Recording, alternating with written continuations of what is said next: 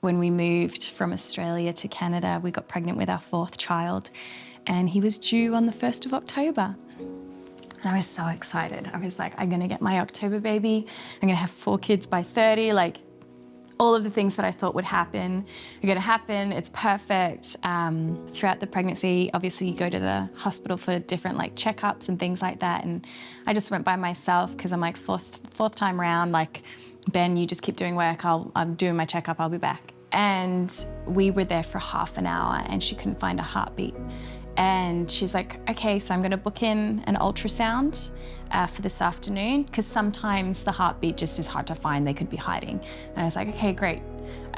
Went home, started to get a little worried. Called Ben, my husband, and was a little worried. God, we just pray that it's all gonna be fine. I went in for my ultrasound. Ben came with me this time round, and we're in the room getting the ultrasound, and the nurse says, oh, I've just gotta go back. I'll come back in, and then the doctor comes in saying, unfortunately, the baby is not compatible with life. And I was like, what does that mean? Like, what do you mean compatible with life? Like, is there a problem? And she just said, there's no heartbeat, the baby's passed. And I was just like, I've never felt grief like that before.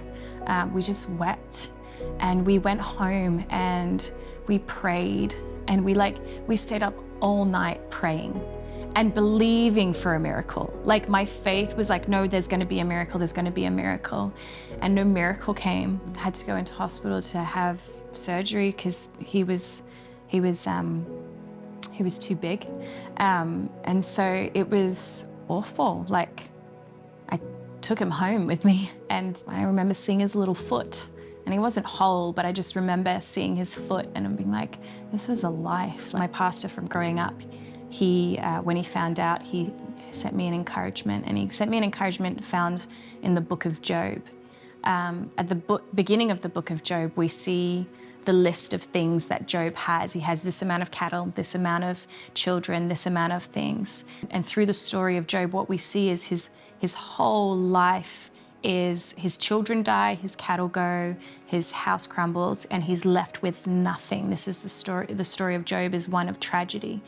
And I can't imagine the pain of what Job had to experience in losing all of his children, and losing all of his wealth, and losing all of his home. And he stays faithful to God. So at the beginning of Job, this book in the Bible, we see the success that he has that gets taken away. At the end, God restores everything to him, and he doubles everything except his children. Why is that important? I'm like, because children aren't replaceable.